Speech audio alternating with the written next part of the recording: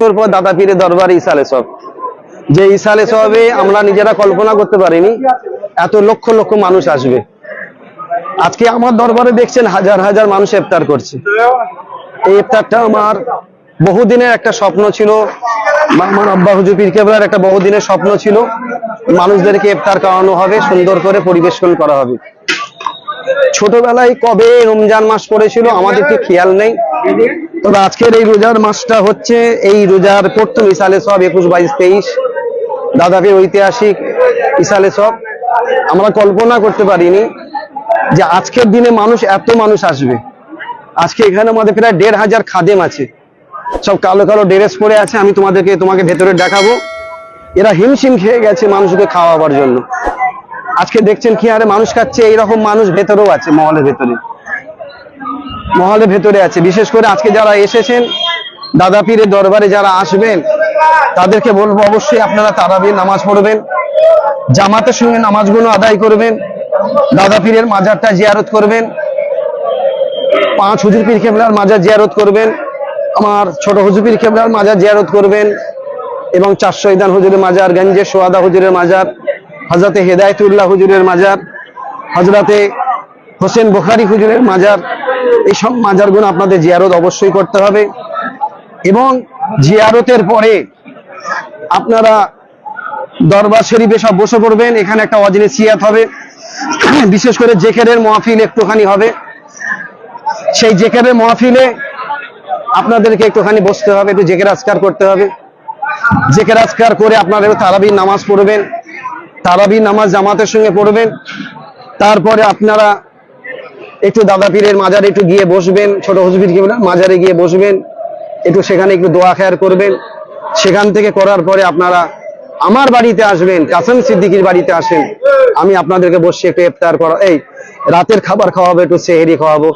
সেহরির ইন্তজাম ইনশাল্লাহ আমি বিরাট আকারে করেছি। আমার আব্বা হুজুর পীর কেবলা করেছেন, আমার 4 ভাই করেছেন, মাশাআল্লাহ বহু ইন্তজাম করা হয়েছে, রাতের খাবার করা হয়েছে। বিশেষ করে আমরা মানুষকে বিরিয়ানি খাওয়াতে চাচ্ছি না। অনেক মানুষ বলে যে আমরা বিরিয়ানি খাবো, কিন্তু আমরা দেখলাম যে বিরিয়ানি খেলে মানুষের একটা কষ্ট হবে, টেস্ট লাগবে, পানি পিপাসা লাগবে। তাই আমি সবাইকে একটুখানি সবজি ভাত এবং তাদের সঙ্গে একটু গরুর গোশত ব্যবস্থা করা হয়েছে, একসঙ্গে একটু মানুষগুলো খারাপ। একটু আমি ভেতরে নিয়ে যাই, এসে শশাটা দিয়ে দাও রেখুনি। একে দিচ্ছ কেন? ঘরে নিয়ে যাবে তো, হাও হাও করে দিচ্ছ একে। চলো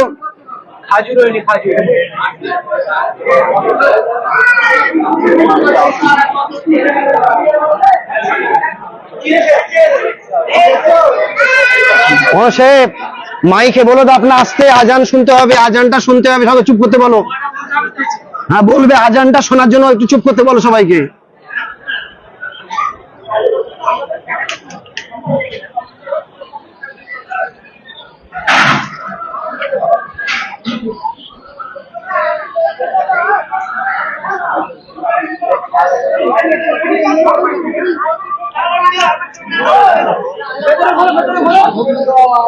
ওই দিক দেশে অ্যাকচুয়ালি খাদেমদেরও ব্যবস্থা করা হয়েছে। এখানে সবজি ইত্যাদি মানুষগুলোকে খাওয়ানো হবে।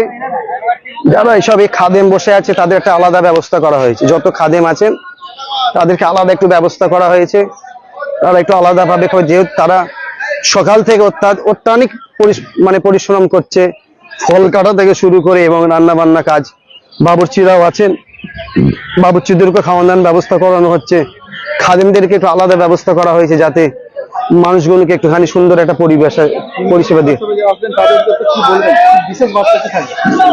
3 দিন ইসালে সবে দাদা পীরের মহব্বতের মানুষ যারা যারা আসবেন অবশ্যই যারা বাইকে করে আসবে তারা অবশ্যই হেলমেট পরে আসবেন। আর যারা 4 চাকায় আসবে তারা অবশ্যই গাড়ি কাগজপত্র নিয়ে আসবে।